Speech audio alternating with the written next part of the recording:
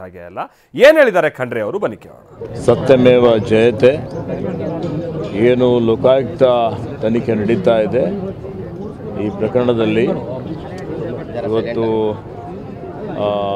ನಾವೆಲ್ಲ ಮೊದಲಿನಿಂದ ಹೇಳ್ತಾ ಇದ್ದೇವೆ, ವಿರೋಧ ಪಕ್ಷಗಳು ದುರುದ್ದೇಶಪೂರ್ವಕವಾಗಿ ಈ ರಾಜ್ಯದ ಆಡಳಿತವನ್ನು ಬುಡಮೇಲು ಮಾಡಲಿಕ್ಕೆ ನಾವೇನು ಒಳ್ಳೆ ರೀತಿಯಿಂದ ಉತ್ತಮ ಆಡಳಿತ ಕಾಂಗ್ರೆಸ್ ಸರ್ಕಾರ ಕೊಡ್ತಾ ಇದೆ, ಅದಕ್ಕೆ ಹೊಟ್ಟೆ ಕಿಚ್ಚಿನಿಂದ ಈ ರೀತಿಯಲ್ಲೆಲ್ಲ ಆರೋಪ ಮಾಡ್ತಾ ಇದ್ದಾರೆ ಅಂತ ನಾವು ಹೇಳಿದ್ದೇವೆ.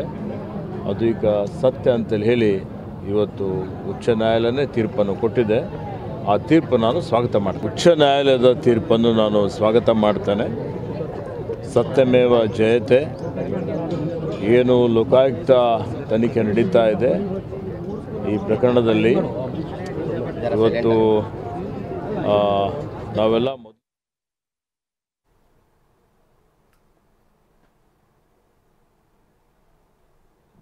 ಸೊ ಇದು ಈಶ್ವರ್ ಖಂಡ್ರೆ ಅವರು. ಸಹಜವಾಗಿ ಹಿಂದೆಯಿಂದನೂ ಕೂಡ ಬಹಳ ಸಂದರ್ಭದಲ್ಲಿ ಸಿದ್ದರಾಮಯ್ಯನವರ ಬೆನ್ನಿಂಗ್ ನಿಲ್ತಾ ಇದ್ದಂಥ ಪಟ್ಟಿಯಲ್ಲಿ ಈಶ್ವರ್ ಖಂಡ್ರೆ ಅವರು ಕೂಡ ಒಬ್ಬರು. ಅವರು ಇವತ್ತು ಸತ್ಯಮೇವ ಜಯತೆ ಅಂತ ಇದನ್ನು ವಿಶ್ಲೇಷಿಸ್ತಾ ಇದ್ದಾರೆ. ಹಾಗೆ ಮುಂದಿನ ಹಂತ ಇದು ಯಾವ ಹಂತಕ್ಕೆ ತಲುಪಬಹುದು, ಅಥವಾ ಎರಡೂ ಕಡೆಯಿಂದನೂ ಕೂಡ ಮುಂದಿನ ಕಾನೂನಾತ್ಮಕ ಹೋರಾಟಗಳು ಏನೇನು ಇರುತ್ತೆ ಇದೆಲ್ಲದ್ರ ಬಗ್ಗೆ ಮಾತನಾಡುವಂಥ ನಿಟ್ಟಿನಲ್ಲಿ ನಮ್ಮ ಜೊತೆಗೆ ರಮೇಶ್ ಕೂಡ ಇದ್ದಾರೆ. ನಮ್ಮ ಜೊತೆಗೆ ನಮ್ಮ ಹಿರಿಯ ವರದಿಗಾರರಾಗಿರುವಂಥ ರಮೇಶ್ ಜಾಯ್ನ್ ಆಗ್ತಾ ಇದ್ದಾರೆ. ಈ ಪ್ರಕರಣದ ತೀರ್ಪಿನ ಇಂಪ್ಯಾಕ್ಟ್ ಏನು, ಮುಂದೆ ಇದು ಯಾವ ಹಂತಕ್ಕೆ ಹೋಗ್ಬೋದು, ಪ್ರಶ್ನೆ ಮಾಡುವಂಥ ನಿಟ್ಟಿನಲ್ಲಿ ಸ್ನೇಹಮಯಿ ಕೃಷ್ಣ ಅವರಿಗಿರುವಂಥ ಅವಕಾಶ ಏನು ಎತ್ತ ಅನ್ನುವಂಥ ವಿಚಾರವಾಗಿ. ರಮೇಶ್, ಇಲ್ಲಿ ಒಂದು ಸಂಗತಿ ಅಂತಂದ್ರೆ, ಹೌದು ಮುಖ್ಯಮಂತ್ರಿಗಳಿಗೆ ಇವತ್ತೊಂದು ತಾತ್ಕಾಲಿಕವಾದಂಥ ರಿಲೀಫ್ CBI ವಿಚಾರವಾಗಿ ಸಿಕ್ಕಿರ್ಬೋದು, ಆದರೆ ಮುಂದಿನ ಹಂತದಲ್ಲಿ ಇದನ್ನ ಸುಪ್ರೀಂ ಕೋರ್ಟ್ ಅಲ್ಲಿ ಪ್ರಶ್ನೆ ಮಾಡ್ತೀವಿ ಅಂತ ಈಗ ತಾನೇ ಮಾತನಾಡ್ತಾ ಇದ್ದಂಥ ಸ್ನೇಹಮಯಿ ಕೃಷ್ಣ ಅವ್ರು ಹೇಳ್ತಾ ಇದ್ರು. ರಮೇಶ್ ಅವರು ಹೇಳ್ತಾ ಇದ್ದದ್ದು ಒಂದು ಸಂಗತಿ ಅಂತ ಅಂದ್ರೆ, ನಾವು ಸಮಗ್ರವಾದಂಥ ತನಿಖೆ ನಡೆಸಬೇಕು, ಮೂಡಾದ 50-50 ಅನುಪಾತದಲ್ಲಿ ಆಗಿರುವಂಥ ಸೈಟ್ ಹಂಚಿಕೆ ಅಕ್ರಮ ಅನ್ನುವಂಥದ್ದು ಬಹುಶಃ ಇಲ್ಲಿ ಕೇವಲ ಸಿದ್ದರಾಮಯ್ಯನವರಿಗೆ ಸೀಮಿತವಾಗಿ ಬಂದಿದೆ ಅನ್ನುವಂಥದ್ದೇನೋ ಅವ್ರು ಹೇಳ್ತಾ ಇದ್ರು. ಅದರ ಜೊತೆಗೇನೆ ನಾವು ಬೆಳಗ್ಗೆ ಮಾತನಾಡ್ತಾ ಇದ್ದಂಥ ಸಂಗತಿ ಏನಿತ್ತು, ಇಡಿ ವಿಚಾರಗಳ ಉಲ್ಲೇಖ ಆಗಿಲ್ಲ ಅಂತ. ಹೌದು, ಇಡಿಯನ್ನ ನಾವು ಪ್ರತಿವಾದಿಯನ್ನಾಗಿ ಮಾಡಿ, ಇಡಿ ಇಲ್ಲಿ ತನಕ ಏನು ಮೊನ್ನೆ ಜಪ್ತಿ ಆದೇಶ ಪ್ರಕಟ ಮಾಡುವಂಥ ಸಂದರ್ಭದಲ್ಲಿ ಉಲ್ಲೇಖ ಏನಿದೆ ಅದೆಲ್ಲವನ್ನು ಕೂಡ ನಾವು ಇಡಿಯನ್ನ ಪ್ರತಿವಾದಿಯನ್ನಾಗಿ ಮಾಡಿ ಸುಪ್ರೀಂ ಕೋರ್ಟ್ಗೆ ಹೋಗ್ತೀವಿ ಅನ್ನುವಂತಾನೆ ಹೇಳ್ತಾ ಇದ್ರು. ಬಹುಶಃ ಇದವರಿಗೆ ಎಷ್ಟು ಪೂರಕ ಆಗ್ಬೋದು ಈ ವಿಚಾರವಾಗಿನ ಮುಂದಿನ ಹಂತದ ಹೋರಾಟಕ್ಕೆ ಅಂತ ಕಾಣಿಸುತ್ತೆ ರಮೇಶ್?